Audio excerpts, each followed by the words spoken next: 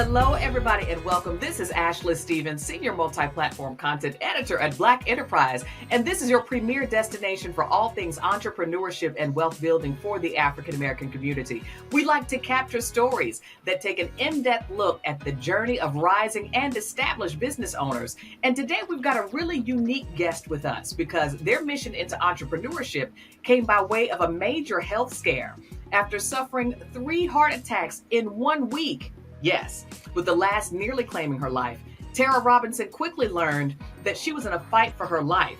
And she also discovered that the Black community was silently losing its fight against the same heart disease. She and her husband, Frederick, decided to fight back by founding the Black Heart Association, a nonprofit focused on the overall improvement of health outcomes for communities of color. So today we'll discuss Tara's personal health journey that led to the founding of their business, and as well as resources and calls to action for our community. Hello and welcome, Tara and Frederick.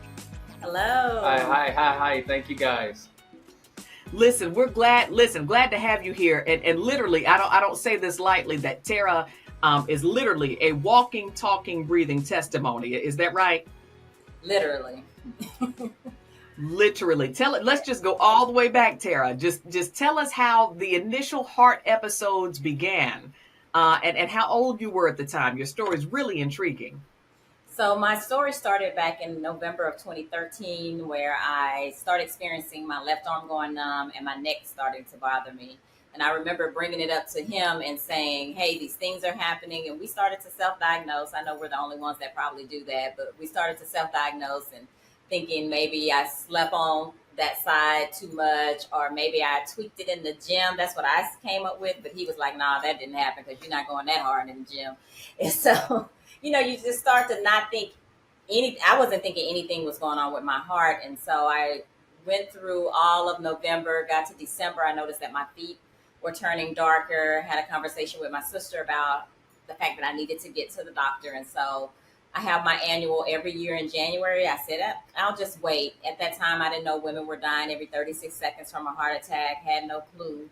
And so I waited until the end of January, matter of fact, to go to my annual. And I was telling her, like, hey, I'm tired. My left arm's going numb. My neck is bothering me. My feet's turning dark. And I remember her. It was a quick appointment because she was on her way out of town on vacation. So I remember this like it was yesterday. And she said, well, let me check your records because you don't have blood pressure issues, cholesterol, or any of those things. But she never mentioned my heart could be a factor. There was, never a connection there. And so she just told me that maybe it was stress and that I needed to do something to relieve the stress that I was under. And I was like, oh, it could be stress. My son was a senior. He was getting on my nerves. Said with love, of course. But then, all the other capes that we wear as women. And so I just thought I was stressed out. And every time my left arm would go numb or my neck would bother me, that I needed to do something to relieve that stress. Well, speed up to April 10th, woke up at 2:00 in the morning. And I told my husband, woke him up and said, hey, something's wrong because my left arm was numb. My neck was bothering me. My upper back was in pain. My jaw was numb. I felt like I needed to vomit. I was hot, like I was flashing, all these things. It just felt like a bunch of things were misfiring. My chest felt like I took a pill and it wouldn't go down, like it was too big to swallow. And so he was like, well, do you think you need to go to the ER? And I said, yeah, because this is definitely different from my body. And that's how this started. Wow. And please, and remind us one more time, what age were you at that time? At the time, I was 40 years old, and that was heart attack number 1. And I was sent home from the hospital to return back around 9:00 the next day because I had a heart attack in my classroom the next day. And I didn't want to go back to the hospital. My assistant called him and told him that I didn't want to go back because they couldn't find anything on the EKG. And he was like, get your butt back to that hospital. So went to the hospital and was going back and forth with the cardiovascular doctor on whether or not I can stay or not because they couldn't find anything in my, in the EKG or the blood work. And so we went back and forth for a bit and convinced her to keep me for an overnight stay after she did the troponin test that came back slightly elevated. And even then she was adamant that wasn't enough reason for her to keep me. But I said, you said if it's off, that means something's going on with my heart. So please just keep me overnight. They did. I was released at 11. At 4 o'clock, I was crawling into the bedroom telling him it's happening again. And so he asked, what did I want to do? And I said, hey, I just want to take a nap because whatever this is comes and goes. And thank God for him. He said, you don't get to die on me today. Rush me back. And I end up having a massive heart attack with 99% blockage in my left artery. That day would go into sudden death, have a heaven experience, come back here. And I've been fighting for us ever since. My Lord. So this is so much. One, there's just so much. 40 years young, 99% blockage. You said, went on to glory, had a heaven experience, and came back to earth to live to tell about it. Like, yes. So many things were happening. Frederick, at the time, obviously, you were advocating for her to like, okay, we're not going to let this rest. Don't lay down. Don't die on me. Do you remember how you were feeling at that time? And were you thinking that all 3 episodes before they were confirmed to be heart attacks, did you think that they were actually heart attacks? Actually, no. And it's crazy, and it just kind of speaks to how we just live our lives, and we really don't think that, oh, this could happen to me, or this could happen to someone that I'm connected to. We just, we go about our day. We have our jobs, we have our family, we have all of these things that pull on us. And when something's going on with us, that whole push through kicks in. So, just as she was thinking, oh, I'm going to push through, I was, thinking the same thing. There was no sense of urgency about it because no one had created a sense of urgency for us. So we were just kind of, going with the flow and listening to the doctors like, oh, okay. Yeah, she is stressed out. Her son was getting on her nerves and mine as well. I'm sure I was getting on her nerves. We were both educators, so I knew firsthand what the classroom environment looked like. So I knew that was also playing a part in it. So no, I wasn't thinking for a minute that, again, no one ever said this could be connected to your heart. So we were just kind of playing it by ear and touch and go, and we were being more reactive than proactive, for the lack of a better term. Right. Well, after, obviously after the diagnosis, you probably had to take a very proactive approach after that. Tara, being just 40 years young, how did your lifestyle, diet, medication, visits to the doctor, how did all of that change after having a massive heart attack that literally took you out of here? You're talking about change. It was drastic, I feel like, especially just after coming out, learning that you've had a heart attack, learning that you died on the operating table, all those things being confirmed, and then getting ready to be released, and they're throwing all this stuff at you. 10 medicines seem like, for blood thinners and cholesterol for preventative, and I don't even remember what else. What else? All of the medication, but also the do's and don'ts, yeah, nutrition wise. All the do's and don'ts, nutrition made me cry. Like, it was just such a moment. Like, we don't think about all the things that we do as a habit or just as how you were raised, and it just becomes a habit for you. So even us going to our first restaurant after I was able to get out, I cried because I couldn't have no sodium, no this, no that, and everything on the menu was all of those things that was not good for my heart. So I cried and we had to leave the restaurant. So nobody talks about the mental toll that it takes as a survivor of a heart attack or a stroke or any illness that it takes on the survivor. And then I also dealt with survivor guilt from dying and going to heaven. That really took a toll on me. I didn't want to come back here. So it was a whole bunch of things I had to deal with personally after having the heart attack that many don't get to talk about. Wow. Let's talk a little bit about that. First question is, what did the doctors attribute to the reason for the massive heart attack? Like at that time, did they even know why this had happened, especially at your age? Were there indicators, factors, genetics, heredity? What was the reason? And then the second, I want to follow up to find out how you did handle and cope with your mental health around that time. I think initially there wasn't a cause that I remember. Frederick might recall because I'm going through it. Hmm. But until I got to my 6 week follow up and we had this discussion, like, why would I have a heart attack? And I remember him saying that he took my case to a board of 25 of the top best cardiologists in DFW, and they were surprised that I was still even alive with being sent home so many times.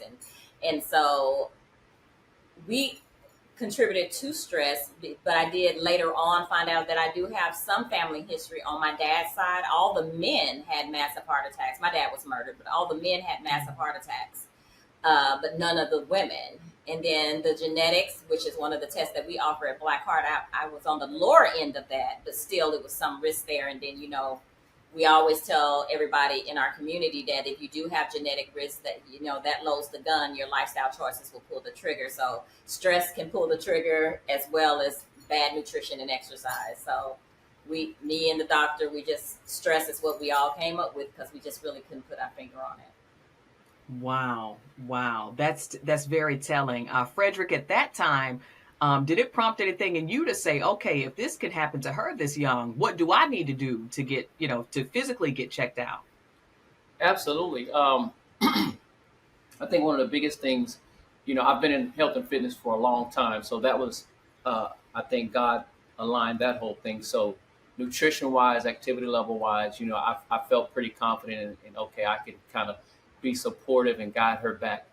But nobody talks about the psychological toll that it takes on the individual that suffers the heart attack, also those connected to those individuals who suffer heart attacks. So it was definitely became a thought at the forefront of my mind. Okay, because again, she had no pre-existing conditions. I mean, she was 40 and fine, figuratively and literally. So it definitely is an eye opener that, what, this thing does not discriminate. It doesn't know an age or socioeconomic level, any of that. It doesn't care. So yeah, let's find out where we stand, and then let's take advantage of resources and all of the education and information that can empower us, so that people aren't in these situations, myself included. Absolutely. Mm-hmm, mm-hmm. And you talk about taking that information, to make sure other families don't have to experience this, or if they do, have to be equipped and prepared. So tell us a little bit about the origins of Black Heart Association. How did the idea come about, and then turning that idea into a tangible solution? I think I'll take the first leg. You can talk about Stephen, because I always get Okay. emotional when I talk about Absolutely. Stephen. Absolutely. So after I got to ICU, I knew that I did not know everything I needed to know about heart disease, and what I did know did not look like me or represent my culture. I started thinking, like, what do I know about this disease? I knew the symptoms, but I just didn't think it would happen to me, being Right. always in touch with the healthcare system and never hearing anything is wrong with my heart and never having any issues as far as cholesterol and all those things. I didn't recall seeing anything related to you could still have a heart attack although you don't have all those things. And then I recall I don't look like this older white gentleman with this pop belly grabbing my chest, so, and I've never seen a young slim person that looked nothing was matching up to what I had been taught over the years about heart disease.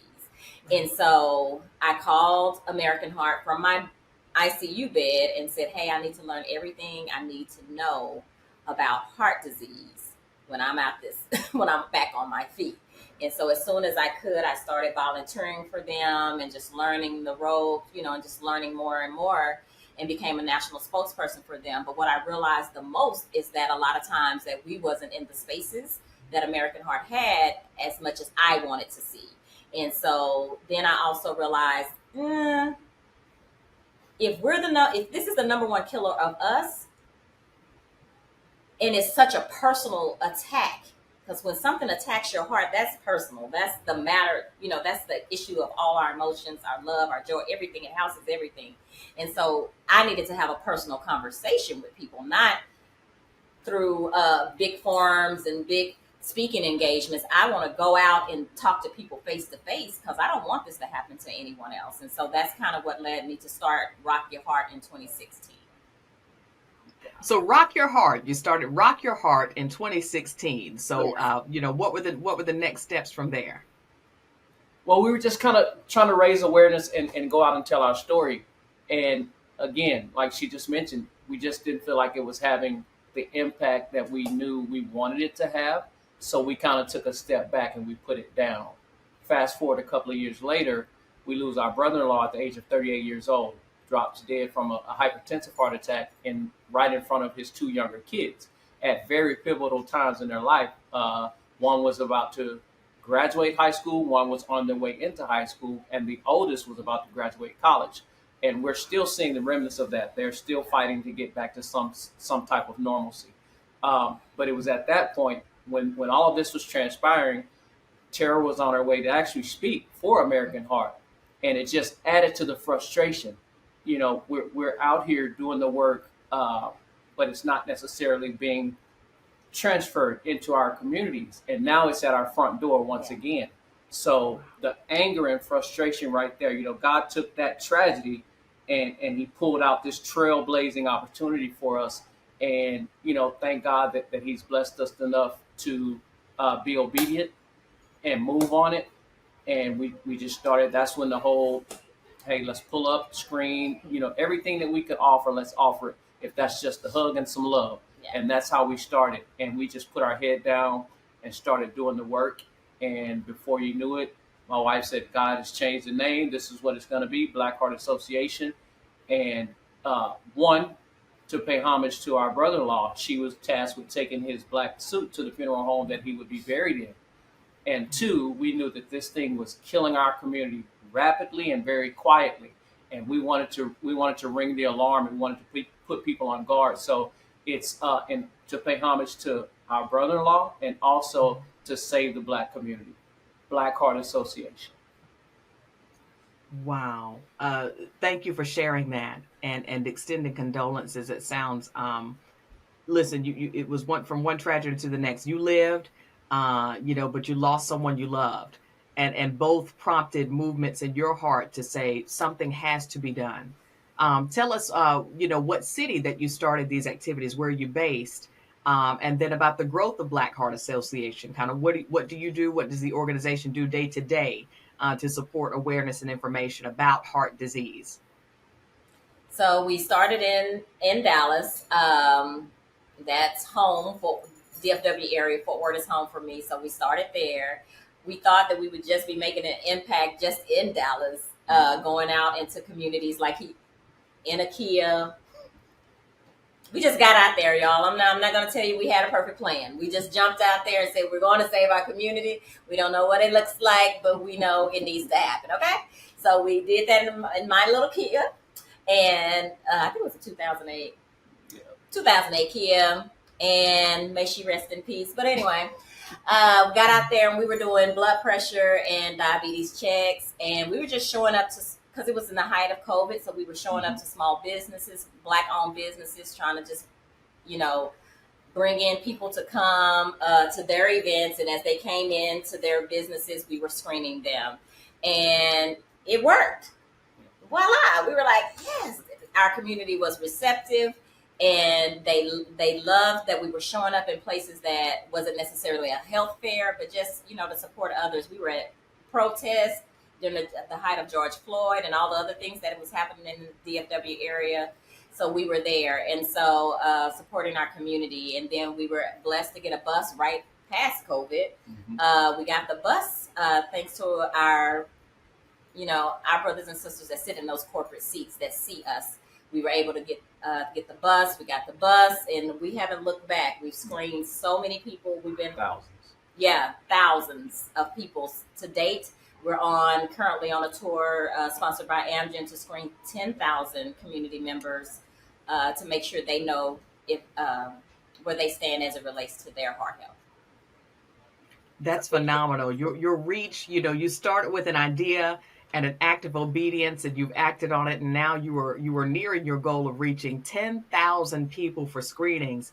Folks, we are here at Black Enterprise with Tara and Frederick Robinson, the co-founders of Black Heart Association. Tell us a little bit more about this tour, and really, what does it mean to get screened for heart disease? What does that look like? So this tour, we're calling it the Guard Your Heart Tour, and that is our slogan. above all else, guard your heart because it is the wellspring of life. And that is so all encompassing. You know, we offer heart screenings from a medical standpoint, from a physical standpoint, but we talk mental health, we talk financial health, we talk all of those things because, again, like Tara mentioned earlier, all things flow through the heart, the good, the bad, and the ugly. And what we want to do is make sure we're guilty of making sure that what we're pushing through your heart is nothing but good, nothing but love. So telling you where you stand as it relates to your heart health, we offer and all of it's done by a finger prick. So we offer a complete cholesterol screening that's going to tell you your good and bad cholesterol, your A1C number, which is going to tell you where you fall on the risk scale of developing diabetes, your kidney function screening, which is going to tell you your kidney function level, which is also connected to heart health. And lastly, the lipoprotein A, which is the genetic heart screening that tells you your genetic predisposition for having a heart attack or a stroke. So again, like Tara mentioned, we're telling you the things that are uncontrollable, that are genetically based, and those things that you do have control over, which are connected to your lifestyle. And that's the other screenings that we mentioned. Everything is free to the public. The screening takes less than 10 minutes, probably less than 5, and very, very minimally painful. So we encourage everyone. We're going across the country, no matter what the event. If you're near the bus, pull up. Even if you're not a part of the event, you are free and welcome and encouraged to come and get screened. And you can find more information about the tour at www.guardyourhearttour.org. And I say we're healing people in unconventional places. Mm-hmm. So it's like Broccoli Fest, Essence Festival will be at Love Day in Harlem this weekend. So come out and see us. Yeah. Congressional Black August Caucus. 17th, Congressional Black Caucus. I'm really interested to see how that's going to turn out. Because, everybody keeps saying the underserved, but when it comes to heart disease, we're all underserved as far as awareness. Absolutely. And so everybody needs to know where they stand as it relates to their heart health, from the hood where I'm from and to the boardroom or where the six-figure people are at. We all need to know because it does not care about any of that. So, and we also know that genetic screening is not typically offered by your doctor, whether you're insured, uninsured, high earning, low earning. It's not because it's not covered by insurance. They're very unlikely to even recommend this screening, and we're offering it for free for everyone. Remarkable, literally life-saving resources you're offering. Guardyourhearttour.org, guardyourhearttour.org. Correct, that folks can find out more about the tour. Is there a minimum age? Should children come out, or minimum or maximum age for folks to get screened for heart disease or diabetes risk factors? Absolutely. We screen down to 12 years old. Got it. That's the minimum. And listen, though, you're right on target, Tara. Listen, go to Capitol Hill because nobody's more stressed right now than folks working toward election season. Nobody's more stressed than folks working toward election season. But get out and vote because we need your vote. But yeah, definitely people are stressed out, and we want to be there to support and have those conversations about how stress can impact your heart health. Absolutely. And Tara, are there any indicators that may indicate or test rather that may indicate your level of stress or even childhood trauma, let's say, because sometimes those things can impact the health of the heart, the stress of one as an adult, things that happened years ago? Or do you all have any resources to measure that? And so for me, when I talk about stress being a part, I talked about my stress at that current moment, but my stress was over time. So childhood trauma, young adult trauma, you got in trouble, that was me. Self-inflicted trauma. Trauma, all those things. And then as Black people, we do a lot of internalizing, especially when we're in situations where it's microaggression and just hostile environments that we have to navigate, or seeing George Floyd, or hearing a cop take one of our community members' life. All of those things, we have stress we can control and stress we cannot control. But nonetheless, it's still stress. And so I recommend the ACE study for everyone. It's just a simple test. You can Google it, ACE study, and it'll come up. It measures your risk of ever having a heart attack or a stroke or cancer or any of that. It's called based on your childhood trauma. So the test, ACE stands for adverse childhood experiences. ACE's test stands for adverse childhood experiences. And if you score a 6 or higher out of 10 questions, that means you're at risk for some type of disease to develop in your body. And so make it, and you can, that's an easy preventative tool. Because if you know, hey, I went through child molestation, I've been abused.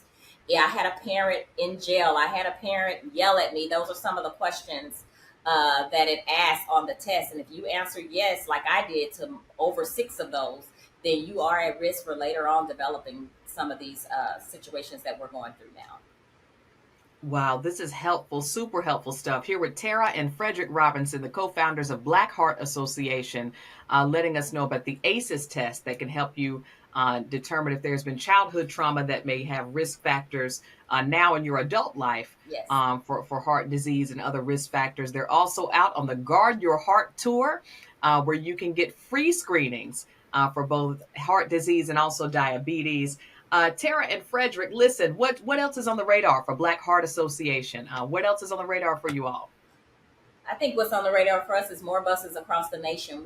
Our people are everywhere, and so that's where we want to be, everywhere our people are. So hopefully we'll have a bus in your city soon. Love to hear that. South Carolina welcomes you. We would love to have that. And also, who were some of the partners that you've worked with, to make some of these initiatives possible? So I think some of the partners, even from just the community level, shout out to Southside Garden, shout out to Cancer Cares. Cancer Care, shout out to, it's so many partners, all the Black churches across the community, all the community members that booked the bus, but some of our major sponsors, Amgen, Novartis, Endless Health have all been in support of Black Heart Association screening and taking care of our community. Shout out to Mike, who builds our mobile units out for us so we can go out and serve the community. Shout out to Mike. Mm-hmm. No, that's a really big deal. It's exciting to have, other partners on board who see the vision and support it, because literally, y'all are literally out here saving lives. Like, it's not a game. And Tara, I'm so thankful you're here to tell about it. And Frederick, that your support and your awareness too, that together you all have been able to build this organization that has helped your imprint and fingerprints are literally going nationwide to make sure you're literally touching other people's hearts. So they have the information, the resources and tools they need to, one, be proactive, Yes. If there is an issue or if there is one, that they can be reactive as well. Yes. Exactly. And use your doctor as a prevention and not as a treatment. Yes. Not as a treatment. An ounce of prevention is worth a pound of treatment. Ounce of prevention is worth a pound of treatment. Got it. Love that. Listen, Tara and Frederick Robinson, thank you all for being here with us today with our audience at Black Enterprise. Thank you so much for having us. Thank you guys. Absolutely. Glad to have you. And again, for those watching, Tara and Frederick Robinson are the co-founders of Black Heart Association. You can find out more about them at blackheartassociation.org, blackheartassociation.org. And also, they've got a tour, a mobile bus that's going to different cities and events to make sure you're getting screened both for heart disease factors as well as pre-diabetes factors. You can learn more at guardyourhearttour.org.